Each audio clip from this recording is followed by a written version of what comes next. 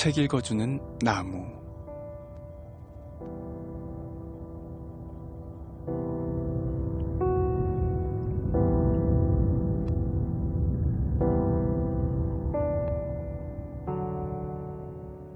안녕하세요. BTN 불교 라디오 책 읽어주는 나무입니다. 오늘도 책을 열고 시작하네요. 책을 읽는 저는 힐링 스토리의 나무입니다.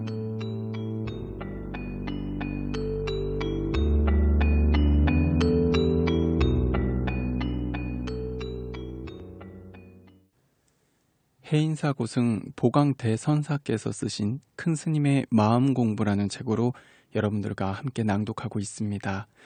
오늘은 12번째 시간 씨앗을 뿌릴 터전부터 여러분들과 함께 낭독해 보도록 하겠습니다.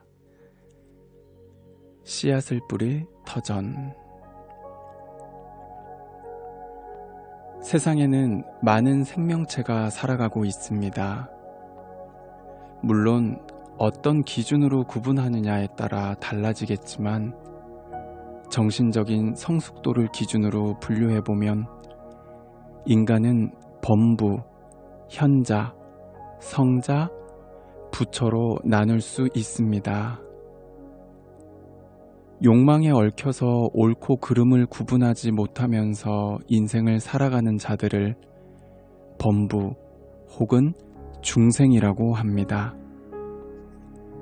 인간의 도리를 알고 어떻게 행동하는 것이 현명한지 아는 자들을 현자 혹은 군자라고 합니다. 나와 남의 구분을 뛰어넘고 모든 중생이 나아가야 할 바를 제시하며 그들을 위해 자신의 목숨을 기꺼이 바칠 수 있는 사람을 성자라고 합니다. 성자의 극치를 이루신 분이 바로 부처님입니다. 완절무결하여 조금의 잘못도 없으며 말 한마디나 손짓 발짓 하나가 그대로 중생이 본받아야 할 법이 되는 것이 부처님의 경지입니다. 범부는 반드시 성인이나 부처에게 인연을 짓고 공덕을 쌓아야 합니다. 범부는 성인들이 표방하신 가르침을 따라 배우고 실천해야 공덕을 얻을 수 있습니다.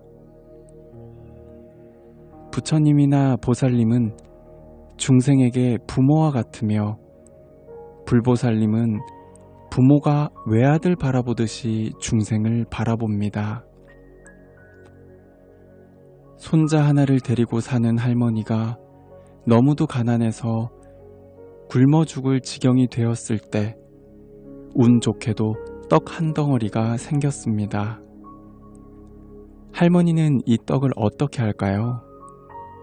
할머니는 떡을 손자에게 먹이고 손자가 배불러하는 모습을 흐뭇한 표정으로 바라보며 숨을 거둘 것입니다. 이것이 부모의 마음입니다. 자식을 위하는 것이 곧 나를 위하는 것이지요. 성인들의 마음도 이와 같습니다. 불법을 배워 삼독의 어리석음을 조금이라도 깨닫고 뉘우친 현자, 구도의 길에 들어선 사람, 깨달음을 얻어 완성의 길로 걸어가는 사람은 위로는 대보살과 부처님께 의지하여 깨달음의 씨앗을 심고 아래로는 나보다 못한 중생에게 널리 이익을 베풀어야 합니다. 이것이 바로 불법을 배우는 우리가 해야 하는 회양입니다. 주변을 둘러보세요. 나보다 경제적으로 풍요로운 삶을 사는 사람들도 많지만 지친 몸을 눕힐 곳이 없어 차가운 지하철역 바닥에서 긴 밤을 새워야 하는 이들이 아직도 우리 주위에는 있습니다. 그들이 바로 내가 복의 씨앗을 심을 기름진 밭입니다. 아무도 씨앗을 뿌리지 않은 넓고 빈 밭에는 파종하자마자 무성하게 곡식이 자라날 수 있습니다. 예상했던 것보다 많은 소득을 얻을 수 있는 것이지요. 중생이 한평생 고통에서 허덕이다 삶을 마감하는 것은 하나는 복이 부족하기 때문이고 다른 하나는 지혜가 부족하기 때문입니다. 지혜는 눈과 같고 복은 수족과 같습니다. 눈이 없다고 상상해 보세요. 손과 발이 없다고 상상해 보세요. 고통이 많다고 하지만 배고픈 고통보다 더한 것은 없습니다. 배우지 못해서 남들에게 멸시당하는 것만큼 서러운 일도 없습니다. 이런 서름을 뼈저리게 겪어본 사람이라면 가난과 어리석음을 벗어나고자 전심전력으로 노력합니다. 부처님은 중생의 고통을 몸소 경험해 보았기에 중생을 구제하고자 그렇게 애를 태우는 겁니다. 자기 자신을 돌아보아야 합니다. 위로 지혜를 구하고 아래로 중생을 도와야겠다는 사명감이 뼈저리게 느껴진다면 진정한 현자고 보살이라 할 수 있습니다. 한편으로는 회양에는 누가 누구에게 베푼다는 생각이 자리 잡을 수 없습니다. 회양이란 내가 또 다른 나에게 베푼다고 해야 맞습니다.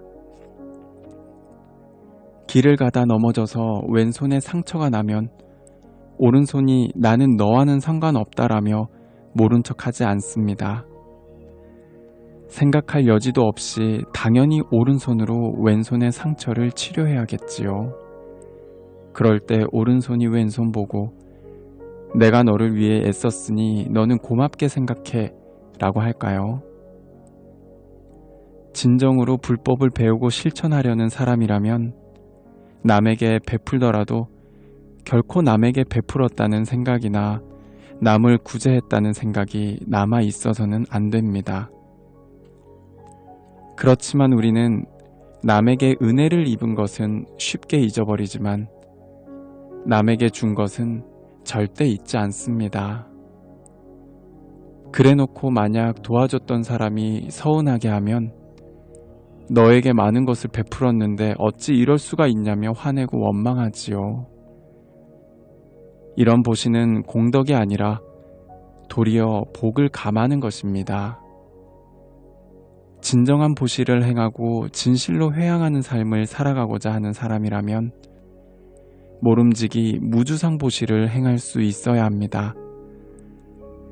상에 집착하지 않고 베푼 보시의 공덕은 가히 헤아릴 수 없을 정도로 한량이 없습니다.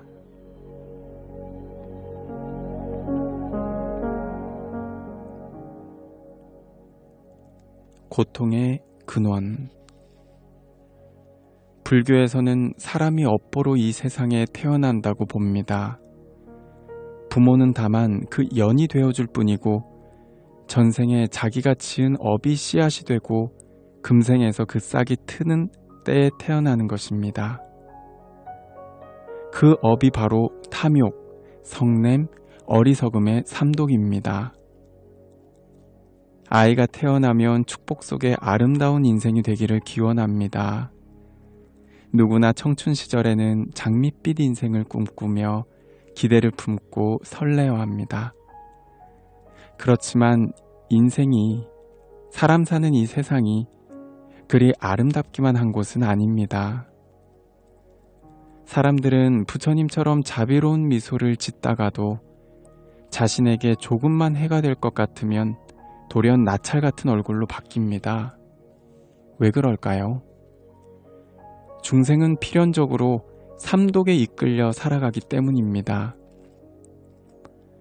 삼독의 업에 이끌린 중생이 살아가는 이 세계는 그저 아귀다툼으로 가득 찬 아수라장일 뿐입니다.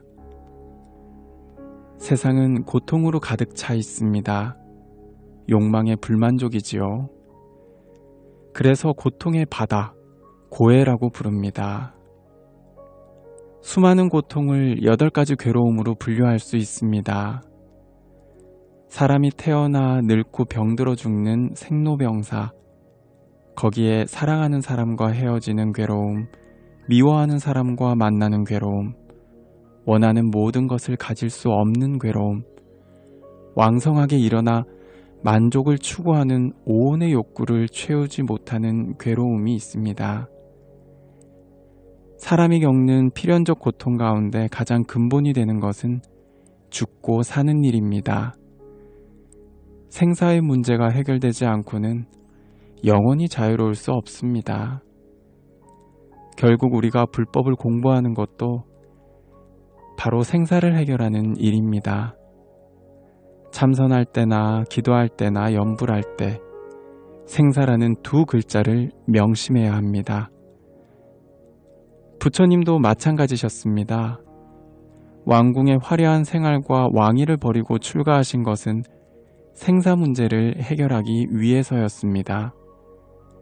삶과 죽음은 돈이나 권력으로도 해결할 수 없고 아무리 절친한 사이라도 대신할 수 없기 때문입니다.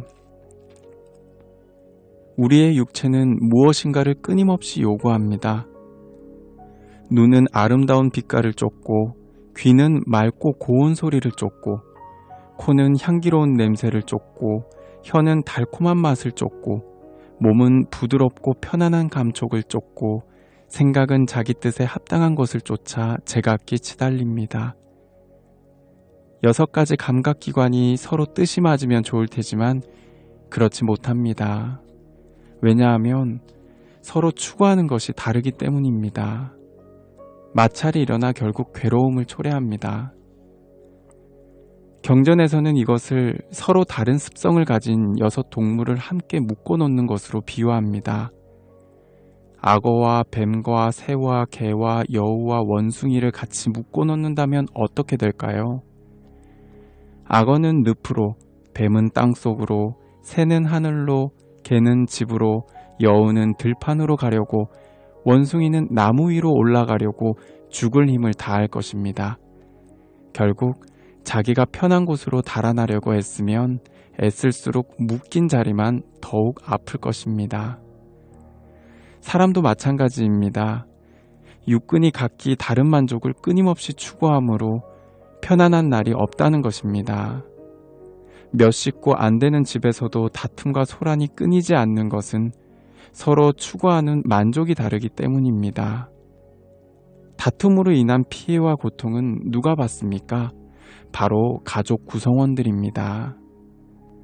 우리가 괴로운 이유는 밖에 있는 것이 아니라 결국 나에게 있습니다. 탐욕과 어리석음과 게으름 때문에 스스로를 구속하여 자유롭지 못합니다.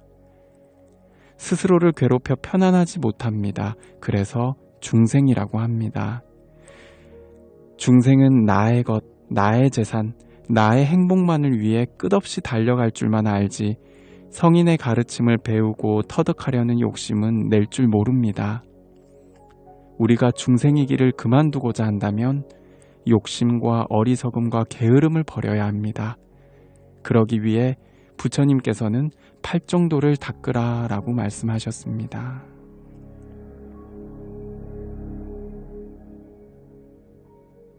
BTN 불교 라디오 책 읽어주는 나무. 오늘은 여기까지 여러분들과 함께 하겠습니다.